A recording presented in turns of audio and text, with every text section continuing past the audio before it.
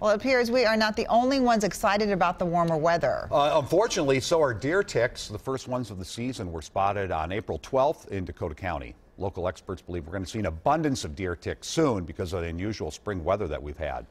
And as you know, deer ticks transmit Lyme disease. Our Angela Davis spoke with a Maple Grove man who has been battling the debilitating disease for 2 years.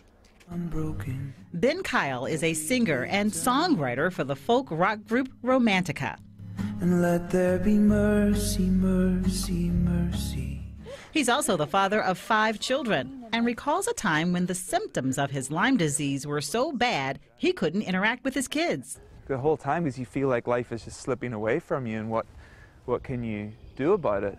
Ben says his immune system and neurological functions were affected, leaving him with body aches, memory loss, and the inability to work on a computer or use a phone. You know, it was like there was something pulling down on my brain and my biology all the time, and I couldn't just have normal interaction with people and conversation without feeling like something was afflicting me, you know, all the time. He doesn't remember being bitten by a deer tick, but they are the only ticks that spread Lyme disease. In the Twin Cities right now, deer ticks are out and they're hungry after being insulated under a thick blanket of snow in mid-April. A manager with the Metropolitan Mosquito Control District says she anticipates a large number of deer ticks will burst upon the scene all at once rather than trickling out in waves.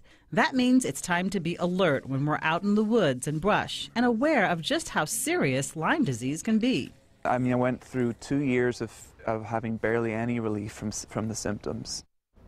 Yeah, Ben says he is now finding success with a homeopathic remedy and feeling much better now. And typically what doctors will do after a Lyme disease diagnosis is prescribe antibiotics for a couple of weeks. But in some cases, patients can still have lingering symptoms for months or even years, Frank. Yeah, it's a bummer. We hear that a lot. Yeah, people for a long time, they don't know they have it, and they get the diagnosis and the treatment, but it can kind of remain in your system and come back. Oh, glad Ben's doing a little bit better. Yeah. So, and he's playing music. His band has a cool name, Romantica. Romantica. Yeah, and they have a new album. They're back with a new album, and he's, you know, the lead singer and a songwriter for them. And many of the songs he says that he wrote for this new album were inspired by the struggle with his health issues, trying to recover from Lyme disease. And Romantica does have an album release performance coming up on Saturday, May 5th at the Fitzgerald Theater in downtown St. Paul. But he's happy to get on stage. Yes, Healthy. yeah, it should be a great show. All right. Thanks, Angela. You're welcome.